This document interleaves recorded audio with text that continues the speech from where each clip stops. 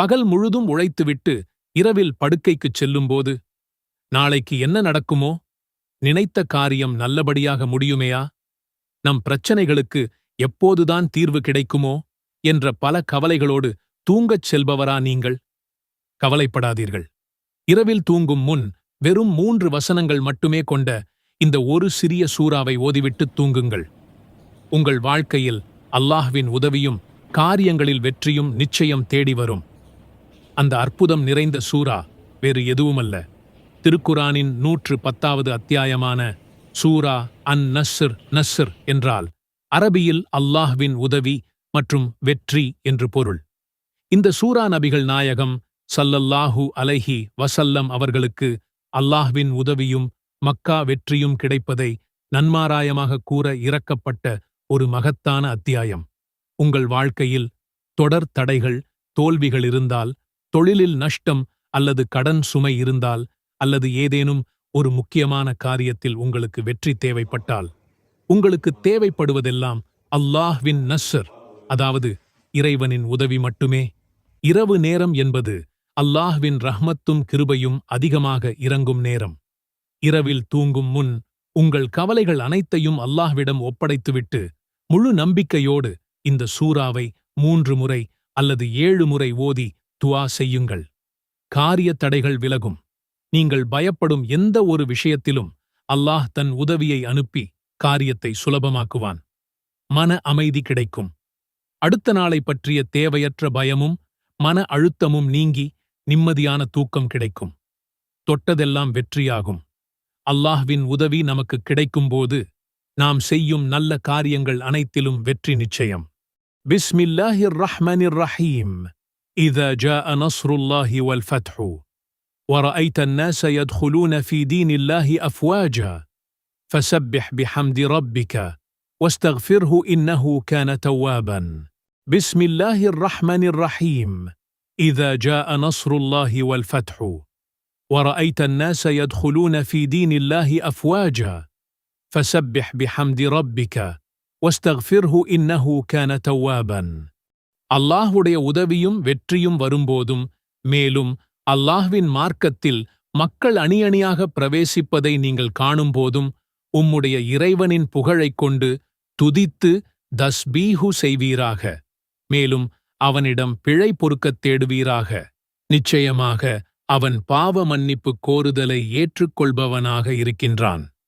இஸ்லாத்தின் மிகப்பெரிய வெற்றி வந்தபோது அந்த வெற்றியை அறிவித்த சூறாவே நபி ஸல்லல்லாஹு அலைஹி வஸல்லம் அவர்களின் மரணத்தையும் மறைமுகமாகச் சொன்னதா? இந்த ஒரு கேள்வி உங்கள் மனதில் ஒரு சிறிய ஆச்சரியத்தை, ஒரு பெரும் வியப்பை ஏற்படுத்தினால் நாம் சரியான பாதையில் இருக்கிறோம்.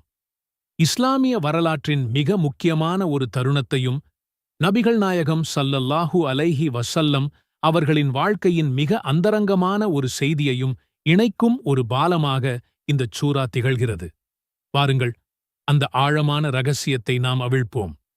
இன்று நாம் பார்க்கப் போகும் சூரா திருக்குரானில் மிக குறுகியதாக இருந்தாலும் அதன் அர்த்தமும் அதன் தாற்பரியமும் நம்மை நிலைகுலைய வைக்கும். அதுதான் சூரத்துன் நஸ்ர். 3 வசனங்கள். ஆனால் இந்த 3 வசனங்களுக்குள் ஒரு மகத்தான நற்செய்தியும் ஒரு நிரந்தர விடைபெறும் செய்தியும் அடுக்கடுக்காய் அடங்கியிருக்கிறது. இஸ்லாத்தின் வெற்றி முழக்கமாய் ஒலித்த இந்தச் சூரா உண்மையில் நபிகள் நாயகம் ஸல்லல்லாஹு அலைஹி வஸல்லம் அவர்களின் பூமி வாழ்க்கையின் முடிவையும் உணர்த்தியதாக இப்னு அப்பாஸ் ரலியல்லாஹு அன்ஹு உள்ளிட்ட பல பெரும் அறிஞர்களும் நபித்தோழர்களும் விளக்குகிறார்கள். இது வெறும் ஒரு கருத்தா, அல்லது இந்த 3 வசனங்களுக்குள் அந்த ஆழமான ரகசியம் எங்கேயோ ஒளிந்திருக்கிறதா?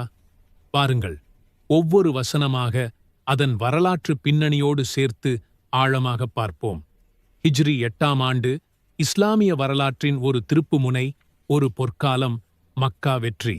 மதீனாவிலிருந்து 10,000 படைவீரர்களுடன் நபிகள் நாயகம் ஸல்லல்லாஹு அலைஹி வஸல்லம் அவர்கள் மக்காவை நோக்கி புறப்பட்டார்கள். இது வெறும் ஒரு படையெடுப்பு அல்ல, பல வருட கால ஒடுக்குமுறைகளுக்கும் வெளியேற்றங்களுக்கும் போராட்டங்களுக்கும் கிடைத்த ஒரு மகத்தான நீதி. ஒரு காலத்தில் நபியவர்களை கல்லெறிந்து துன்புறுத்தி சொந்த மண்ணிலிருந்து வெளியேற்றிய அதே மக்கா எந்தவித எதிர்ப்புமின்றி, போர் இல்லாமலேயே இஸ்லாத்தின் ஆட்சிக்குள் வந்தது. இதுவரை எதிரிகளாக இருந்தவர்கள் கூட்டம் கூட்டமாக இஸ்லாத்தை ஏற்றுக்கொண்டார்கள். இந்த மாபெரும் வரலாற்று நிகழ்வின் உச்சக்கட்டத்தில்தான் மதீனாவில் அருளப்பட்டதுதான் சூரத்துன் நஸ்ர். அப்போது நபிகள் நாயகம் ஸல்லல்லாஹு அலைஹி வஸல்லம் அவர்களுக்கு வயது கிட்டத்தட்ட 60 நெருங்கிக் கொண்டிருந்தது. இந்தச் சூரா இறங்கியதும் நபியவர்களின் உற்ற நண்பரும் முதல் கலீஃபாவுமான அபூபக்கர் ரலியல்லாஹு அன்ஹு அவர்கள் உடனே ஆழத் தொடங்கிவிட்டார். அங்கே இருந்த உமர் ரலியல்லாஹு அன்ஹு கேட்டார், யா அபூபக்கர், இது வெற்றிச் சூரா, மகிழ்ச்சியின் சூரா, ஏன் அழுகிறீர்கள்? அதற்கு அபூபக்கர் அவர்கள் கொடுத்த பதில், நபிகள் நாயகம் ஸல்லல்லாஹு அலைஹி வஸல்லம் அவர்களின் பணி நிறைவடைந்துவிட்டது, அவர்களின் பணி முடிவுக்கு வந்ததை இந்தச் சூரா உணர்த்துகிறது என்றார். வெற்றியின் உச்சத்தில் இந்தச் சூரா ஏன் ஒரு பிரிவின் செய்தியாக, ஒரு இறுதி அறிவிப்பாக பார்க்கப்பட்டது? இது எப்படி சாத்தியம்? இந்த ஆழமான உணர்வுகளுக்குப் பின்னணியில் இந்த 3 வசனங்களில் மறைந்திருக்கும் ரகசியம் என்ன? வாருங்கள், அதை ஒவ்வொன்றாக ஆராய்வோம். இதா ஜாஅ நஸ்ருல்லாஹி வல் ஃபத்ஹ். இதன் பொருள் அல்லாஹ்வுடைய உதவியும் வெற்றியும் வரும்போதும். இங்கு நஸ்ர் என்றால் உதவி, ஃபத்ஹ என்றால் திறந்த வெற்றி அல்லது மாபெரும் வெற்றி. மக்கா வெற்றி இந்த இரண்டையும் ஒரே நேரத்தில் கொண்டு வந்தது. இது வெறும் ஒரு நிலப்பரப்பை கைப்பற்றிய வெற்றி அல்ல. இது இஸ்லாம் எனும் மார்க்கத்தின் கொள்கை ரீதியான, ஆன்மீக ரீதியான வெற்றி.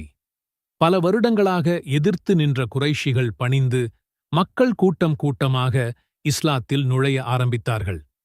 இப்னு கசீர் போன்ற பெரும் அறிஞர்களின் விளக்கப்படி இந்த வெற்றி அல்லாஹ்வின் அடையாளம்.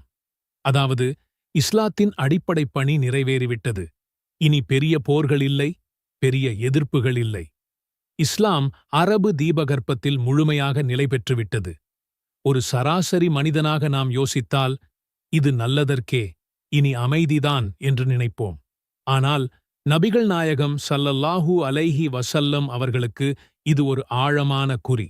இது, உங்கள் பணி நிறைவேறிவிட்டது, நீங்கள் இந்த உலகத்தில் ஆற்ற வேண்டிய பிரதான செய்தி மக்களுக்குச் சென்று சேர்ந்துவிட்டது என்பதற்கான ஒரு தெய்வீக அறிவிப்பு.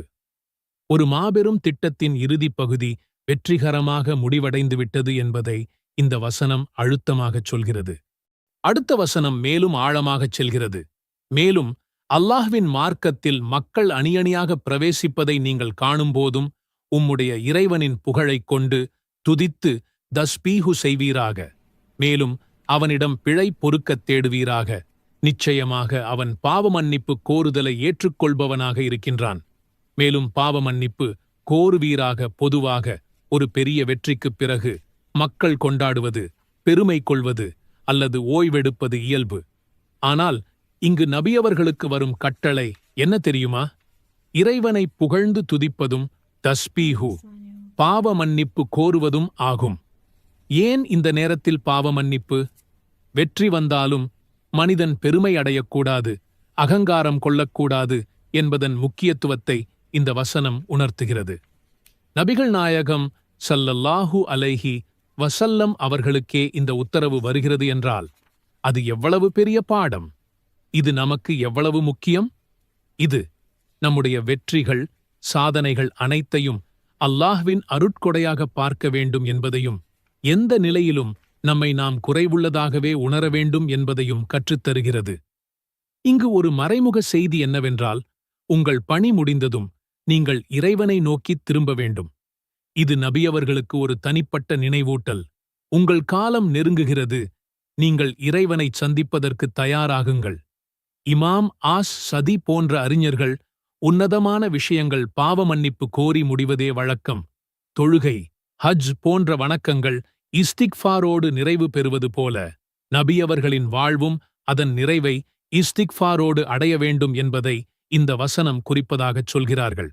இது ஒரு ஆழமான ஆன்மீக பயணம், வெற்றியைத் தாண்டி இறைவனின் பக்கம் திரும்புவதற்கான அழைப்பு.